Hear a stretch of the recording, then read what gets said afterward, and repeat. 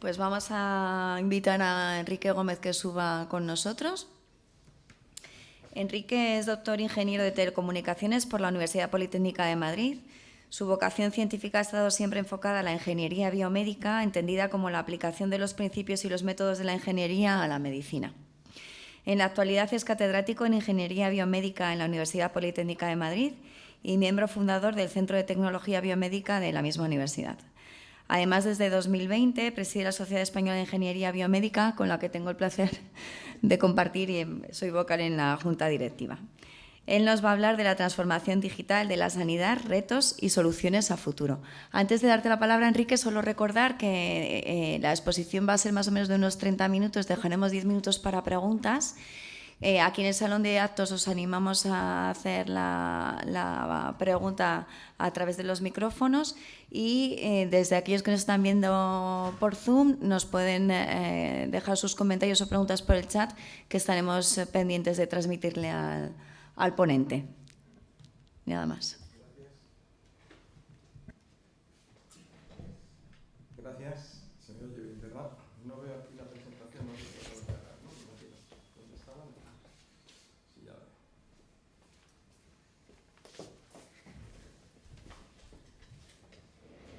veo. Ahora, perfecto.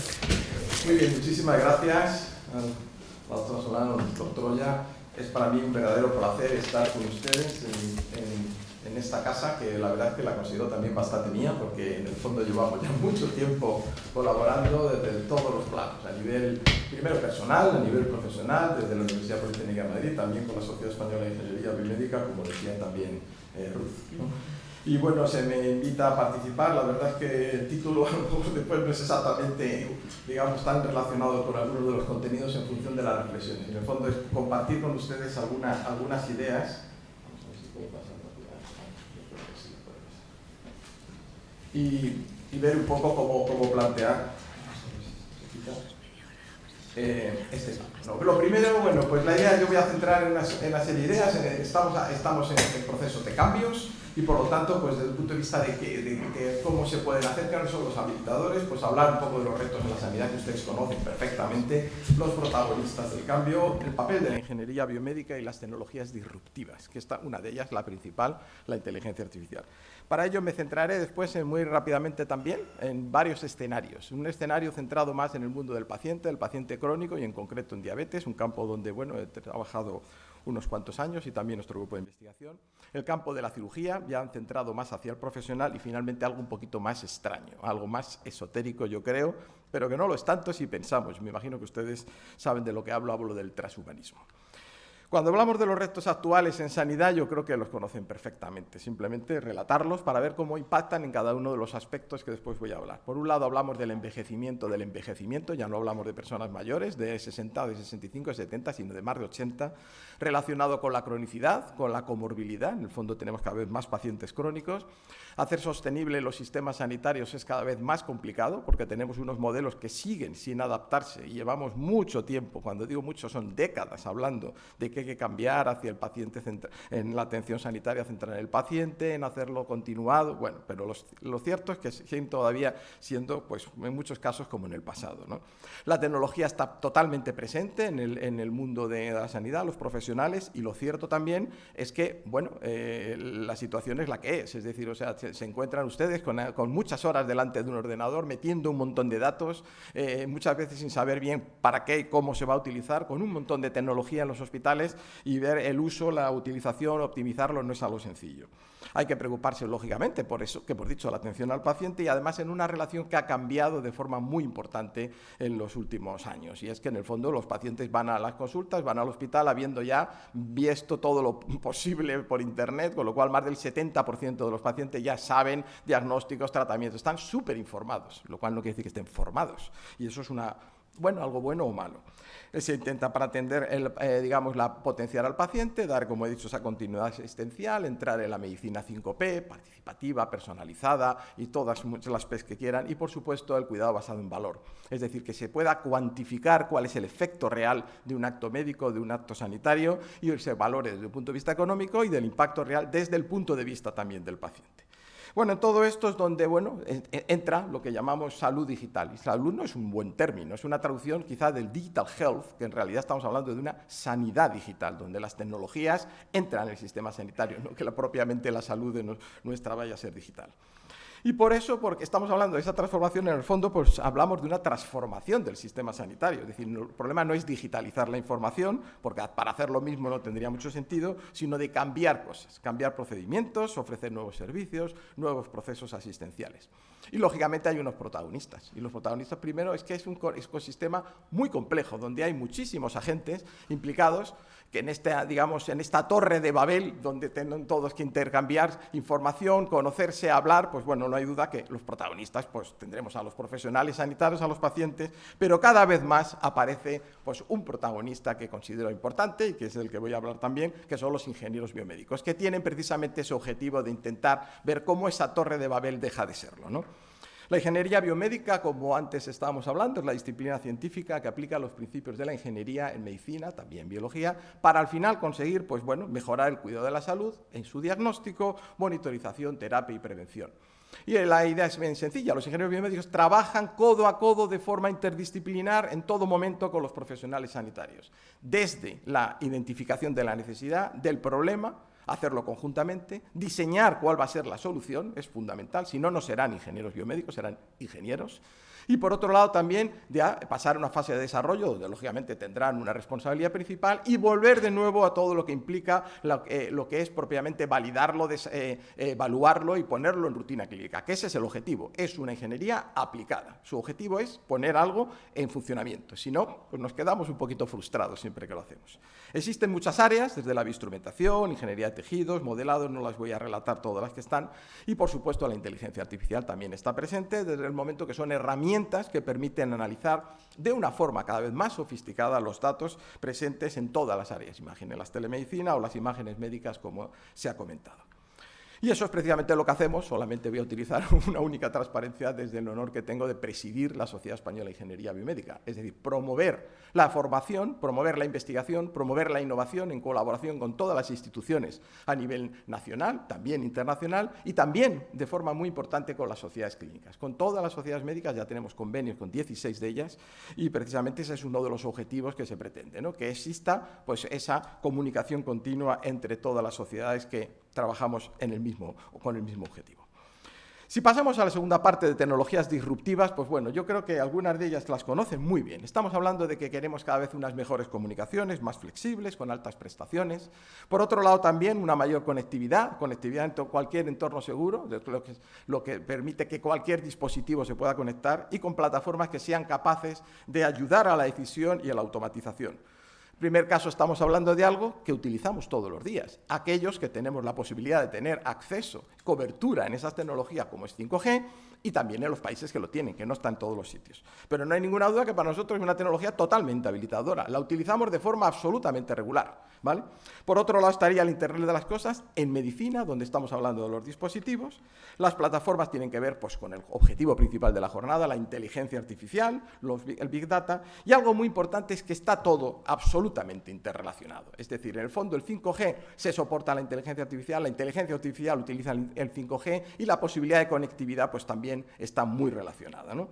Y es precisamente por eso, porque la tecnología 5G, como digo, que es algo que tenemos en nuestro bolsillo, en nuestro móvil, lo que nos está permitiendo es conseguir cosas cada vez más, digamos, que vemos, como digo, de forma transparente, pensemos en la pandemia, por ejemplo, con lo cual tenemos una banda de ancha mejor, más información se transmite en menor tiempo, es decir, de forma más rápida, lo hacemos además de una forma muy fiable y además con muy baja latencia, es decir, si yo quiero realmente retransmitir una señal de vídeo, perdón, que se ha ido esto, retransmitir una señal de vídeo, pues estaríamos haciéndolo de forma que casi no nos diéramos ni cuenta de que se está haciendo en tiempo real, ¿no?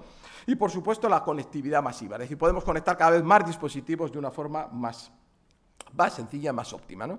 Bueno, existen escenarios 5G que no creo que les sorprendan, donde estamos hablando de cloud computing, de consultas virtuales, de monitorización remota, cirugía, drones, etcétera, con escenarios pues que algunos son los que más están permitiendo decir que la 5G tiene un impacto en salud, como es el mundo de las emergencias, las catástrofes, las cirugías remotas, la formación, el hospital inteligente, el hospital líquido, donde todos los servicios que ahí aparecen pues se integran. Yo creo que este hospital pues está precisamente con ese objetivo y, por supuesto, vinculado a la telemedicina. Telemedicina que no es algo nuevo, que es una idea también que parece... los dibujitos de decir que teníamos ya un teléfono, es decir, la posibilidad de un estetoscopio, digamos, que pudiera funcionar, pues es algo de finales del siglo XIX. Inclusive, pues ese dibujito, que lo habrán visto más, esa portada de los telecomunicaciones, de los radio, digamos... ingenieros de principios del siglo XX que ya vislumbraban lo que después hemos estado utilizando de forma continua, como es la videoconferencia.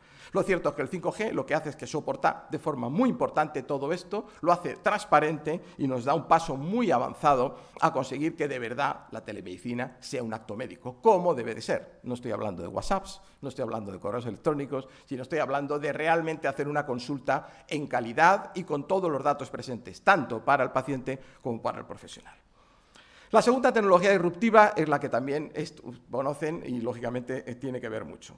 Estamos hablando de inteligencia artificial. Si hablamos de inteligencia, pues ustedes saben lo que es, lo que define la Real Academia Española, pues en el fondo capacidad de entender, comprender, resolver problemas, habilidades, experiencia. Y cuando hablamos de inteligencia artificial, pues son aquellos programas informáticos que nos van a permitir ejecutar operaciones comparables a las que realiza la mente humana y como sería el aprendizaje o el razonamiento lógico. Es una disciplina como tal que nace a mitad del siglo XX, principio con un objetivo, me permite un poco comercial, utilizar unas palabras que los científicos que así lo plantean y desarrollan, grandes científicos que desarrollan esa tecnología, pues puedan impactar más al final en la sociedad, la verdad es que son términos que para muchos se considera casi un oxímoron, es decir, una contradicción hablar de inteligencia y hablar de artificial, pero aquí la tenemos presente y es de lo que vamos a hablar hoy, ¿no?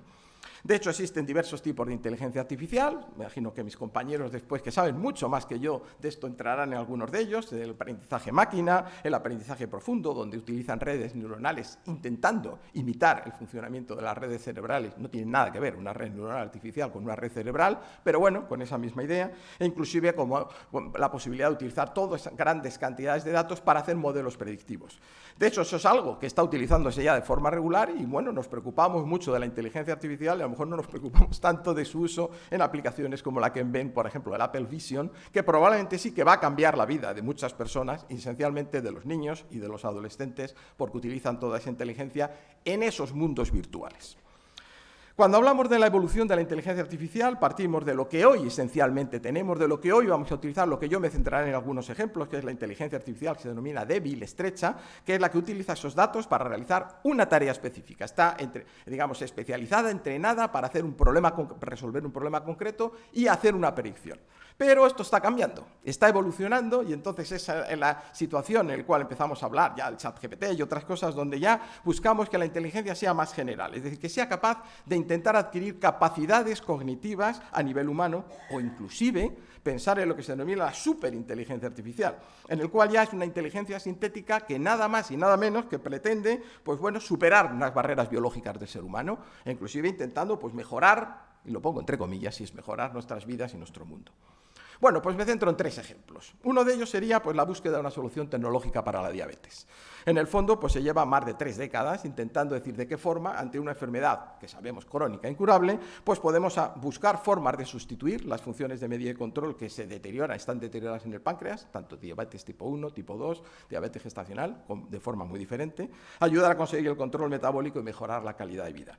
Y precisamente la ingeniería biomédica ha estado, y llevamos trabajando muchísimo tiempo en esto, porque en el fondo no siempre se ha considerado un paradigma de la aplicación de la ingeniería biomédica, donde ese ciclo de cuidado, desde intentar conocer en cualquier momento y lugar cuál es la situación del paciente, cuáles son las variables fisiológicas de control metabólico, estamos hablando de insulina, actividad física, ingestas, pues situación de estrés, cualquier variable que pueda afectar, con todo eso ser capaz de conocer el control metabólico, tener más información para planificar la terapia, ajustarla y volver a cerrar el lazo intentando buscar esa normoglucemia, ese control metabólico. En todas las distintas áreas ha existido pues, tecnología y existe tecnología cada vez más avanzada para conocer, para monitorizar, como digo, para, digamos, registrar datos, para modelarla, utilizar modelos matemáticos que nos permitan conocer más, por ejemplo, el metabolismo de la glucosa, utilizar la inteligencia artificial, análisis de datos, sistemas de ayuda a la decisión y, por supuesto, incidir, hacer la terapia con sistemas cada vez más sofisticados, como pueden ser las bombas de insulina, todo hecho integrado en sistemas de telemedicina y buscando esa solución tecnológica, lo más biónica posible, es decir, hasta qué punto podemos tener un páncreas artificial. Y me permiten un poco pues, una parte más romántica, mirar al pasado, y lo llamo prehistoria porque muchas veces pensamos que esto es algo nuevo. Bueno, pues a finales de los 80 ya nuestro grupo de investigación ya desarrollaba un microcomputador que además permitía registrar muchas de estas variables e implementaba un sistema experto, una serie de reglas que ayudaban al paciente diabético nada más y nada menos que a ajustar su terapia de insulina. Bueno, no teníamos todavía ningún tipo de tecnologías de smartphones. Es más, la posibilidad de utilizar ese microcomputador nos permitía en los años 90, le hablo a principio de hace, digamos, unas cuantas décadas atrás, hacer una telemedicina conectando ese microcomputador con un sistema módem. Por la noche se despertaba, mandaba los datos al hospital y en ese caso la enfermera especializada en diabetes primero y los profesionales veían los datos y conseguían dar feedback al paciente. Con lo cual, de nuevo, son cosas de hace tiempo, evaluadas, probadas en el hospital y con unos resultados clínicos y claramente incidiendo en una mejora, por ejemplo, de la hemoglobina glicada. Bien, y además acuñamos un término que se denominó autonomía supervisada. Es decir, en el fondo ya decíamos, el paciente tiene que ser, paciente crónico, responsable de su enfermedad, ser, entre comillas, su propio médico, pero eso sí, sabiendo que alguien está ayudándole, que alguien le está supervisando los datos, que alguien puede actuar e incidir en todo momento. Bueno, estas son las cosas que precisamente hacemos hoy y ahí la inteligencia artificial tiene de nuevo un gran papel, porque tenemos cada vez más datos clínicos, cantidades ingentes, tenemos muchísimos sistemas de monitorización, buscamos hacer algo cada vez más personalizado y además que tenemos pues, la posibilidad de hacer sistemas inteligentes, con lo cual en ese ciclo de cuidado buscamos que la monitorización sea más inteligente, saber qué monitorizar, cómo y cuándo, buscar la posibilidad de proporcionar esos asistentes inteligentes hacia el paciente, que el paciente tenga más información, tenga esos sistemas y le permita personalizar su terapia, pero en todo momento todos esos datos, todas esas decisiones, toda esa información alimentan esas grandes bases, ya no de datos, de conocimiento, que precisamente le sirven a los profesionales para conseguir hacer recomendaciones cada vez más avanzadas y montar los sistemas de ayuda a la decisión de los que estamos hablando y vamos a hablar, me imagino, toda la mañana, específicos en una aplicación como esta. Precisamente, bueno, ejemplos de cosas que hemos realizado, pues sistemas, modelos que predicen, utilizando pues, redes neuronales artificiales, cuál es el nivel futuro de glucosa para un régimen terapéutico. Muy bien, pues tengo una determinada, digamos, una determinada glucemia, voy a ver qué ocurre si hago este ejercicio, si hago esta actividad física y qué va a pasar dentro de 20 o 30 minutos si existirá el riesgo de que exista una hipoglucemia. Y también, pues validar esos algoritmos dentro de entornos de simulación que permita, pues, hacer algo que es lo que se llama la simulación in silico, es decir, voy a generar todas las condiciones posibles que se me ocurran, las perturbaciones que afectan habitualmente pues, a una situación metabólica de un paciente en su vida real, no en un entorno controlado.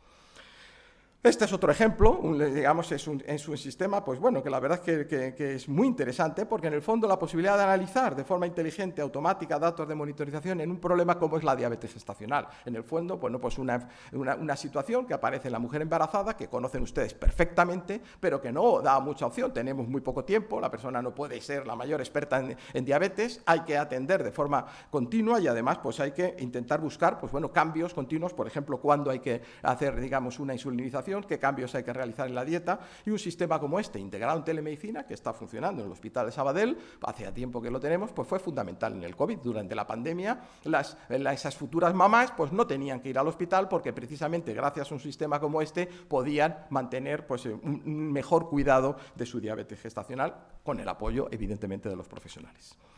Siguiendo en este ciclo, pues, ¿cuál es la búsqueda de la solución tecnológica? Bueno, la idea sería decir, somos capaces nada más y nada menos que emular, reproducir el funcionamiento del páncreas en ese magnífico control metabólico enlace cerrado, algo que hacen, bueno, estas células tan magníficas son las células beta de los islotes de Langerhans, que tienen la capacidad de medir en tiempo real cuál es el nivel de glucosa y además reaccionar, generar la insulina, y además lo hacen, como digo, de forma intravenosa, que es la forma más obvia de hacerlo y la mejor.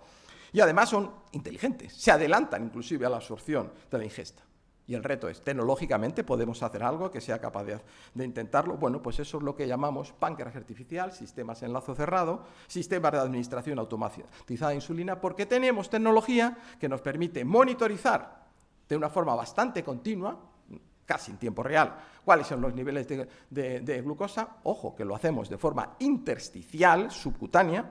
Por otro lado, tenemos sistemas que se programan en tiempo real, las bombas de insulina, y podemos pues programar no solamente los valores basales, sino también los bolos que se van a producir, y todo eso lo hace un algoritmo de control en un móvil o directamente en la propia bomba de insulina, dependiendo de las soluciones que haya, de la forma más personalizada, gracias a los algoritmos de inteligencia artificial. Y además porque tiene que enfrentarse a problemas muy concretos. Estamos hablando de una gran variabilidad entre pacientes e interpaciente. La situación de la persona con diabetes cambia mucho a lo largo del día, y además tiene que afrontar dos problemas que hoy tecnológicamente no tienen solución, y es que vamos a medir de forma subcutánea y vamos a tener un retardo sobre el valor capilar, que es el que tendríamos que utilizar, y de igual forma vamos a administrar la insulina también de forma subcutánea, con lo cual también existe un retardo frente a lo que sería su utilización de forma intravenosa, algo que hace maravillosamente el páncreas de un sujeto que no tiene diabetes. Bien, en este campo también hemos trabajado pues unos cuantos años y hemos buscando soluciones desde el punto de vista de algoritmos de control, modelos dinámicos de glucosa, simuladores, etcétera. Y lo que sí se puede decir es que ha habido una gran evolución en el páncreas artificial en los últimos años. Primero porque, bueno, pues ya existen sistemas, bombas de insulina, que son capaces de suspender precisamente esa administración cuando se detecta la hipoglucemia, de predecir los riesgos, y hoy en día el estado del arte está en lo que se denomina el páncreas artificial híbrido, en el cual, pues bueno, intentan controlar los niveles basales de forma regular y funciona muy bien de forma nocturna, pero durante el día, cuando hay lo que llamamos desde un punto de vista de ingeniería perturbaciones, bueno, que la persona hace su vida normal, come, hace ejercicio y tiene otras situaciones, eso ya no funciona así sin la ayuda de la persona, ¿no? El páncreas automático no existe hoy todavía, y bueno, los multihormonales, en el cual podemos utilizar valores contrarregulatorios, como podría ser el glucagón, pues lo cierto es que todavía están en una fase muy experimental. Con lo cual, de nuevo, estas tecnologías disruptivas apoyadas en la ingeniería biomédica tienen que ser parte de la solución tal como lo planteamos. Es decir, en el fondo, que tenga que existir el apoyo del profesional, porque el sistema no puede funcionar de forma automática en todo momento, y que además pues, se pueda, digamos, resolver que esos algoritmos cada vez sean más inteligentes, por ejemplo, para intentar pues, evitar el que tenga que estar la persona con diabetes todo el tiempo diciendo, bueno, pues voy a hacer esto, voy a hacer lo otro. Ya hay trabajo en algunos centros de investigación en el mundo, uno de ellos nuestro grupo liderado por mi compañera, la profesora Hernando, ¿no? Y, como digo, pues integrando la telemedicina y la inteligencia artificial, sí conseguimos el estado del arte de un páncreas artificial más seguro, más robusto, con todas estas herramientas. Un segundo escenario, es el primero que he centrado, como digo, hacia el mundo de los pacientes crónicos y lo que sería diabetes, sería la cirugía. Bueno, todos conocen perfectamente lo que ha supuesto la revolución de la cirugía mínima invasión, que no es algo nuevo ni muchísimo menos, el cambio de paradigma, y de nuevo cómo las tecnologías que estamos hablando impactan en ello. En el fondo tenemos la posibilidad que de forma preoperatoria disponer de modelos 3D virtuales, de modelos 3D impresión, que la posibilidad de generar esos gemelos digitales, tener la mayor información digitalizada de un sujeto, que nos permita hacer planificadores que se puedan utilizar para la simulación quirúrgica o para la propia formación personalizada, y muchas de esas tecnologías utilizarlas de forma intraoperatoria, con un reto tecnológico muy grande, y eso es una realidad, y además siempre intentando minimizar el uso de la tecnología en el quirófano, porque la sobrecarga tecnológica, ya saben ustedes que es un grave problema, no podemos llenar el quirófano de tecnologías. Con lo cual, aparte de eso, hay que intentar saber lo más posible lo que pasa si hay una infección, por ejemplo, con sistemas de monitorización sensado, utilizar la información del vídeo, que está siempre presente, y explotarla lo más posible, es decir, no solo analizar la imagen, sino también el vídeo laparoscópico, hacer sistemas de guiado en imagen, la robótica, en el fondo también siendo cada vez más importante, no más cirugía robótica, cirugía asistida por robot, la ingeniería de tejidos o, de nuevo, la inteligencia artificial para ofrecer nuevos medios de control sobre el entorno y más allá con la tecnología que existe cada vez más avanzada al profesional. Bueno, estos son algunos trabajos que también de algunos ejemplos de cómo llamamos, digamos, ese GPS en el quirófano, pues que es una cirugía guiada no solo por la imagen, la que tenemos preoperatoria y la que pudiéramos obtener de forma intraoperatoria, sino a través del vídeo, es decir, sustituir la posibilidad de utilizar un equipo de imagen médica con el vídeo laparoscópico, porque analizamos ese vídeo, tenemos, por ejemplo, información de profundidad o de movimiento de lo instrumental laparoscópico o de dónde están situados los distintos órganos, inclusive de medidas de distancias, y hacerlo porque evitar más tecnología tracking, sino a través, como digo, del propio análisis de esas imágenes. Todo eso permite hacer aplicaciones como las que muestro ahí, pues en el caso de aneurismas de aorta abdominal o de resección hepática, con lo cual, pues en este caso el cirujano no solo tiene la pantalla que le permite visualizar la torre laparoscópica, sino un sistema de guiado, donde dice, bueno, este es el hígado, este es el modelo, este es el mapa de resección, por aquí es donde se debe de producir la resección, inclusive saber cómo va avanzando en el tiempo en función precisamente del proceso quirúrgico. Como digo, intentando minimizar, de hecho, casi no usar las imágenes médicas.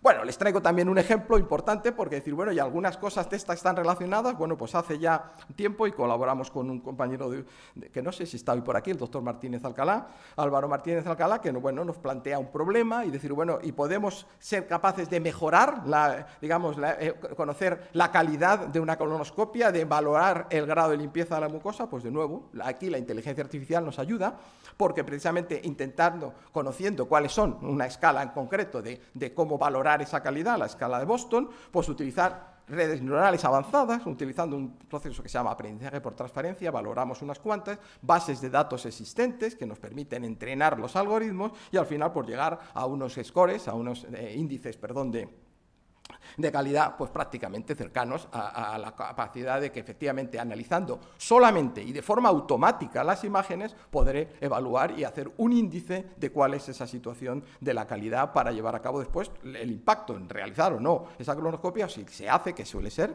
pues saber hasta qué punto va a influir si de verdad ha podido hacerse de la forma adecuada. Y además hacerlo lo más en tiempo real, porque lo que se quiere es hacerlo cuando se realiza el propio proceso de la colonoscopia. Poco para ir cerrando este segundo escenario, pues hablaríamos de algo que también conocen, y es el papel de la cirugía robotizada. Pues de nuevo la inteligencia artificial está siendo, y quiere ser, porque aquí todavía no hay tanta tecnología implantada, como una forma de ayudar a esa cirugía predictiva. Es decir, que durante el proceso quirúrgico, utilizando los sistemas robotizados, pues se permita identificar, por ejemplo, eventos adversos en tiempo real y que el cirujano lo conozca y pueda saber cómo tomar decisiones clínicas e inclusive intentar modelar ese riesgo quirúrgico y determinar el tipo óptimo de intervención. Yendo un poco a la tercera escenario un poquito diferente, como les decía, hablar del transhumanismo. Y voy a ver por qué hablo de esto. Bueno, porque en el fondo esto que es un movimiento, lo que denomina cultural, como dice uno de sus fundadores, Nick Bostrom, intelectual, científico, pero que plantea algo así como la idea de decir, en el fondo, existe un avance tecnológico ya que nos va a permitir hacer superhumanos. La idea de decir, bueno, que va a tener ya unas capacidades impresionantes, mejoras cognitivas, físicas, una gran longevidad e inclusive pues, que no tenga sufrimiento. El bienestar humano lo vamos a conseguir. Y de hecho se plantea el transhumano como una situación, una fase de transición entre ese ser que tiene ya unas capacidades físicas y psíquicas muy superiores a un normal e inclusive el poshumano, que sería la fase posterior, donde ya no sabemos si es natural, si es artificial el sistema, pero que tiene unas capacidades intelectuales muy diferentes y que inclusive pues, bueno, no tiene ya ni padecimiento de ningún tipo, ¿no? Y claro, podemos decir, bueno, ¿y esto qué tiene que ver con todo esto? Bueno, porque hay otra tendencia y otro trabajo en el cual, por cierto, participan mucha gente joven y adolescente que se llama el biohacking. El biohacking precisamente intenta decir, bueno, pues yo tengo un conocimiento, existe ya un conocimiento suficiente para que yo sea capaz de utilizar la tecnología biomédica de la forma que considere para mejorar mis condiciones o porque me apetece implantarme algún tipo de dispositivo. Es lo que llamamos un uso inadecuado, porque la ingeniería biomédica se hace para su uso de una forma determinada, como he dicho, no para utilizarlo de forma no terapéutica, porque estamos utilizando la tecnología de una forma incorrecta. Inclusive se llegan a plantear hacer ese do-it-yourself genético, ¿no? Diciendo, bueno, pues tengo la tecnología CRISPR, ¿por qué no la puedo utilizar para modificar mi propio cuerpo, ¿no? ¿Y esto es nuevo? ¿Y esto se está? Pues sí, existen ya cyborgs, como este artista, Harbison, que bueno, que nace con un monocromatismo, no es capaz de ver los colores y en un momento determinado tiene implantada una antena que es capaz de visualizar colores a través de un análisis en frecuencia y oye los colores, es decir, lo tiene implantado, digamos, en la corteza cerebral, y a partir de ahí, pues cada vez que ve un color naranja o un azul, ve una frecuencia, oye una frecuencia distinta y dice que es un color diferente. Pero es que hay empresas que ya están desarrollando de manera que en la mano se pueda implantar ese microchip y ese microchip pues permita decir, pues yo pago ya en la máquina expendedora, abro una puerta, controlo o sé en todo momento por parte de la empresa dónde estoy y qué estoy haciendo, con todos los problemas que se pueden imaginar. Pero inclusive también dicen, bueno, y es que digamos, hay colectivos, dice, pues yo me voy a implantar algunos dispositivos y cuando llegue un mensaje voy a ver una luz porque en ese momento tengo unos LEDs debajo de la mano y soy capaz de tener pues otro tipo de información. Inclusive plantea, dice, bueno, pues si tengo capacidad tecnológica, ¿por qué no copiar la mente? Y puedo copiar la mente en una situación en la cual pues, la persona va a decidir, digamos, una situación de eutanasia, como puede ser la de San Pedro, y en un momento determinado decir, bueno, pues no pasa nada porque la mente seguirá de alguna forma grabada, o decir, bueno, hemos perdido a grandes personalidades, como podría ser Jobs, y lo mismo, vamos a poder disfrutar de su capacidad, de su inteligencia, como si fuera una película de ciencia ficción, más allá de las limitaciones. Y eso es precisamente parte de lo que plantea la idea de utilizar esa superinteligencia artificial que antes les comentaba. Yendo un poco ya hacia las conclusiones, lo que no hay ninguna duda es que estamos en un mundo que cambia de forma muy rápida y es lo que se denomina una singularidad tecnológica. La singularidad tecnológica es decir, que la tecnología está llegando a un grado de avance, esencialmente, como digo, las tecnologías disruptivas que he mencionado y más la inteligencia artificial, que va a permitir hacer cosas muy diferentes. Por otro lado, les he hablado de los protagonistas del cambio, del papel de la ingeniería biomédica, que tiene un papel cada vez más relevante precisamente porque al ser los profesionales interdisciplinares, pues pueden colaborar con los profesionales sanitarios, con otros ingenieros de datos, de telecomunicación, de industriales, propiamente con los pacientes y con los ciudadanos, inclusive ayudar a la formación. Es decir, a que el profesional sanitario conozca, utilice de una forma más adecuada todos estos avances tecnológicos y se pueda, por lo tanto, optimizar su uso. Y eso planteado desde dentro del sistema sanitario. Que no solamente el ingeniero biomédico venga de la empresa, que también, porque tiene que estar en la empresa, sino que los propios, el sistema, los hospitales y cualquier lugar de atención sanitaria tenga estos ingenieros en colaboración interdisciplinar con los profesionales. Todo esto cada vez se integra más en la denominada sanidad digital, con una gran convergencia de tecnologías, no solamente las que le he comentado, pero estoy hablando ya de videojuegos, de Big Data, como se habla hoy, etcétera. E inclusive pues, para abordar grandes retos científicos tecnológicos de la ingeniería biomédica y de esas tecnologías, como es el cuidado personalizado de la salud, con la telemedicina, con la posibilidad de integración de datos genómicos, que ya es una realidad, o inclusive generando nuevas modalidades de imágenes médicas, que en el fondo no están suficientemente desarrolladas, totalmente no invasivas, para afrontar grandes retos a nivel mundial. Pandemias, como estamos hablando en el caso de la diabetes tipo 2, enfermedades mentales, todos los problemas neurodegenerativos, etcétera, y ver los avances en medicina regenerativa, robótica o biomateriales. Les he puesto un ejemplo, que es el campo de la diabetes. Como digo, no es algo que empiece ayer también el trabajo, llevamos, como digo, más de casi 4 décadas buscando la utilización de la ingeniería biomédica e inclusive en las integraciones de comunicaciones, inteligencia artificial y también conectividad de dispositivos. ¿Y lo hacemos para qué? Para las personas con diabetes. Y entonces, lógicamente, en el caso de una enfermedad crónica como esta, esto no es una carrera, digamos, rápida, ¿no? Es una carrera, es un maratón. Y en realidad lo que hay que hacer es ver cómo todo esto sirve para esas personas. Con lo cual, tenemos que preguntarnos si las acepta, si las usa de forma adecuada, si las quiere usar, y ver cuáles son los beneficios y las cargas, porque si el beneficio no es superior a la carga, de nada va a servir el que esta tecnología se utilice, ¿no? Y hay muchas veces que no nos preguntamos a esto. ¿Realmente está accesible para todos los pacientes estos avances tecnológicos? ¿Los proporciona los sistemas de salud públicos? ¿Tienen que buscarlo en la privada? ¿Hay suficientes expertos clínicos que conozcan bien esas tecnologías, ingenieros biomédicos que colaboran? ¿Tenemos conocimiento cuál es la mejor forma de incorporar, un ejemplo que decía, como un páncreas artificial, un sistema de control en lazo cerrado, para que lo utilice de forma adecuada? Bueno, en el caso del quirófano, pues de cirugía, ya les he comentado todo el impacto en el caso del quirófano inteligente, con la cirugía virtual, la inteligencia artificial, etcétera. Y en el campo de la inteligencia artificial, bueno, les he puesto ejemplos de este primer desarrollo, de lo que sería inteligencia artificial estrecha. Pero al final, si nos vamos a esa inteligencia artificial, la que de ahora estamos hablando, pues hay muchas preguntas que yo voy a dejar aquí, que no es, digamos, mi idea ni mucho menos abordarlas para que las comentemos. ¿Puede un sistema de inteligencia artificial sin ayuda humana entender, conocer, comprender, simular la inteligencia humana, ser consciente? ¿El sistema es consciente o somos nosotros, como observadores de ese sistema, interaccionando con él, quien lo conseguimos? ¿Cuál es el papel de las grandes empresas tecnológicas, las norteamericanas o las chinas, que están haciendo grandísimas inversiones en todo esto? También el transhumanismo, son las que potencian en gran medida ese transhumanismo y, por supuesto, todos los desafíos bioéticos y regulatorios que están presentes. Y claro, es que el transhumanismo no es algo nuevo, es decir, en el fondo el ser humano siempre ha querido mejorar sus capacidades, su fuerza, su sabiduría, pero lo ha hecho, bueno, intentando superar los límites de la naturaleza. Y el cambio ahora es que esa singularidad tecnológica puede cambiar ese planteamiento, porque en el fondo la pregunta es, pero bueno, ¿este mejoramiento no puede afectar a su propio ser, a su dignidad, o puede de verdad prolongar la vida sin asegurarse que se mantiene como tal el sentido de la vida? Y ya para acabar, pues con una, en el fondo, pues con una visión un poquito de nuevo retrospectiva, ¿no? Cuando hablamos de esta novela deliciosa de Mary Shelley, que publica a principios del siglo XIX, cuando crea estos personajes de Frankenstein o el moderno Prometeo, el doctor Victor Frankenstein, que conoce los últimos avances de la ciencia, conoce que realmente lo que está haciendo Galvani, lo que ha hecho Galvani, Volta, para entender el origen de la bioelectricidad, pues se plantea el personaje, podemos infundir vida a un cuerpo humano, podemos eliminar la enfermedad, puedo crear una nueva especie de seres felices, ¿no? Y precisamente por la obra refleja todas las preocupaciones científicas de su época y la legitimidad de la investigación en su capacidad de crear y destruir la vida. Pero lo que sí sabemos es el final de la historia de Frankenstein. Y en el fondo, cómo ese doctor Frankenstein, en este caso, no el ser que crea, al final, bueno, es un capricho científico que se revela frente a su creador. Muchas gracias.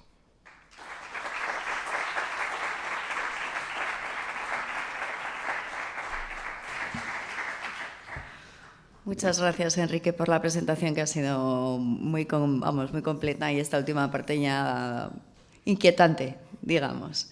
Mira, yo quería hacerte una pregunta que no, porque a mí me ha sorprendido también mucho la diapositiva que has puesto con el reflejo de lo que podía ser la primera vez que se vislumbró la videoconferencia, que ponía 1924, hasta su uso más extendido, que habrán sido 75 años después, más o menos. Entonces, sin llegar al tema del transhumanismo, que, bueno, pues se podría hablar mucho tiempo, pero al concepto que has denominado como sanidad digital, te quería preguntar que cuánto nos falta. Porque, bueno, pues los ejemplos que has puesto, pues efectivamente que se ven que son como tareas concretas. La integración de otros profesionales dentro del cuidado de los pacientes, como los ingenieros biomédicos, y otros perfiles nuevos que surgen de la mano de las nuevas tecnologías también a nivel regulatorio, ético. Pues parece que estamos vislumbrando también, pero ¿cuánto nos queda? Para que todo esto sea una realidad, sí, desde el punto de vista del primer factor, me refiero, ¿no? Esa transformación. Por eso les decía que iba a hablar de otras charlas de transformación digital, habrán oído. Esta era un poquito distinta, ¿no? Pero no hablamos de transhumanismo, ¿verdad? Eso es otro mundo, ¿no? Yo creo que, de nuevo vuelvo a repetir, esos habilitadores del cambio están ya. La necesidad está clara, se sabe cómo resolver muchas cosas, se saben los profesionales, los protagonistas como tal, y yo creo que es una realidad hoy. El único problema es que tenemos que ver de qué forma mejor utilizamos esos cambios. Es decir, yo creo que hay que convencerse de otra idea muy básica que ustedes conocen muy bien, y es que esto no es digitalizar, que no es utilizar la tecnología, es cambiar la forma de hacer las cosas. Y esa es una situación que, bueno, que requiere que todos, conjuntamente, no le digo ustedes como si fuera ustedes y nosotros, ¿no? Que todos nosotros estemos convencidos de ello y planteemos lo mismo. Es decir, cuando planteábamos, hace ya décadas, la idea de la telemedicina, es que nos miraban como diciendo, pero usted está loco, ¿qué está diciendo? ¿Cómo que voy a ver que el paciente va a tomar sus decisiones? ¿Pero qué me está contando? Es decir, y encima me está diciendo que yo voy a saber lo que pasa en su domicilio. No, tiene que venir aquí, al hospital. Y en el hospital yo tengo que saber lo que pasa y le voy a hacer todas las pruebas aquí. Y esto ya no es así. ¿no? Y bueno, y llega una pandemia y encima nos cambia el paso, ¿no? Yo creo que es una realidad ya, pero tenemos que estar todos convencidos y utilizarla, ¿no? Pero vamos, ¿qué hacemos con el 5G? No estamos todo el día utilizando esa tecnología, no somos conscientes de lo que de verdad el desarrollo de tecnología permite. ¿Utilizar la inteligencia artificial? Pues hay que ser inteligentes para utilizar la inteligencia artificial, se ha dicho antes también. Son herramientas que existen ya, existen. Otra cuestión es que queramos hacer avances como el ChatGPT y otra cosa, que ese es otro mundo muy distinto. Yo creo que eso no es de lo que estoy hablando yo, aunque lo he mencionado. Sí, la cosa es saber dónde está el freno, si es realmente que somos las propias personas que nos queremos resistir al cambio, si también encontramos el freno de la administración, la regulación, ¿no? O mismo, por ejemplo, el tema de la integración de los ingenieros en los hospitales daría para una charla entera, ¿no? ¿Cuál es la resistencia? Yo creo que hay varios frenos, yo creo que hay que todos. El ser humano no, o sea, el ser humano, que es el ser humano, el ser más adaptativo de la naturaleza, si no, no viviríamos como hemos vivido y hemos sobrevivido a todo, es el más adaptativo. Aún así, pues al cambio no nos gusta el cambio, sobre todo cuando nos afecta a nuestra vida, a nuestra profesión y a todos. Y ahora me dicen, usted como profesor, pues lo que tiene que hacer es dejar de dar clase. Porque en el fondo, ¿para qué? ¿Para qué va a ir allí si los alumnos ya se lo saben todo? Pues yo me voy a ahí decir, ahora voy a hacer como esto y tengo que cambiar. Y eso lleva esfuerzo, lleva tiempo. Pues igual, aplica aquí. Por otro lado, yo creo que la administración, bueno, nos han contado algunas cosas, pero yo creo que lo que hay que hacer es dejar hacer. Yo creo que lo que hay que hacer es dejar hacer. Este hospital tiene muchas capacidades para hacer cosas. Y si yo quiero hacerlo totalmente controlado y totalmente tal, no va a funcionar. Yo tengo que dejar hacer eso, sí, para eso tengo que regular. Y tengo que decir que no se puede hacer cualquier cosa. Y regular no es fácil, sobre todo cuando tienes ahí un terreno un poquito indefinido, ¿no? Pero hay que regular. Bueno, el campo de la inteligencia artificial, ninguna duda. Pero los aspectos bioéticos son muy importantes también en todo momento. Como decía, ¿quién toma las decisiones? El profesional es el que lo tiene que tomar. O sea, no hay duda, utilice usted la tecnología que quiera, haga las teleconsultas que le dé la gana, usted es responsable de lo que está haciendo, ¿no? Y ya está. Pero entonces también tiene que tener seguridad de que esa tecnología está funcionando de la forma adecuada. ¿Y lo va a hacer solo? No. Tiene un ingeniero biomédico que le va a decir, no, es que esto funciona de la forma adecuada, ¿no? Irradia lo que tiene que radiar. Y si no radia, voy a generar un daño muy grave al paciente. Bueno, hagámoslo conjuntamente, ¿no? Pues sí. Una apreciación, a colación con un comentario que ha hecho un ponente en el online. En tu presentación has comentado 2 veces que trabajamos por el paciente. Como el centro está en el paciente. Aquí, en el hospital, nuestro centro es el paciente. Y aquí Carlos Batlián lo que plantea es la necesidad de un cambio cultural. Un cambio cultural, es decir, estamos hablando de lo mismo, pero con diferentes lenguajes, que sin embargo ese lenguaje lo hemos incorporado perfectamente en nuestra vida cotidiana. Es decir, las nuevas tecnologías forman parte integral de nuestra vida. ¿Qué es lo que pasa en el ámbito sanitario para que haya esa necesidad de cambio cultural? Bueno, es que no se haya producido. Ya lo entiendo, que trabajamos todo para el paciente, pero el paciente sigue siendo el principal transportador de datos, ¿no? ¿O no? O no vamos con nuestros papeles todavía, o vamos a cualquier sitio. Es decir, vamos a ver si las cosas las llamamos por su nombre, que el My Health y toda la idea, eso, es decir, no me voy a entrar en otros aspectos tecnológicos, pero que sí, pero que al final, ¿están los hospitales organizados alrededor del paciente? Pregunto. Yo creo que no. Y permítanme, discúlpenme, no. Hay hospitales que lo están haciendo y no sé tampoco, a ver si Karolinska va a ser el único modelo. Cuidado, que tampoco les está saliendo muchas cosas también, pero está organizado. Todos los pacientes que están esperando ahí entran y efectivamente saben todo lo que hay y se le organiza la vida al paciente desde que entra en la puerta. Es que eso es muy difícil. No voy a ser yo quien venga aquí a dar lecciones como si eso fuera obvio, ¿vale? Lo que digo es que utilicemos las soluciones tecnológicas que hay y el conocimiento interdisciplinar para intentar resolverlo, que no es nada fácil, si no ya lo tendrían hecho. Y hospitales tan avanzados como este. ¿Por qué no?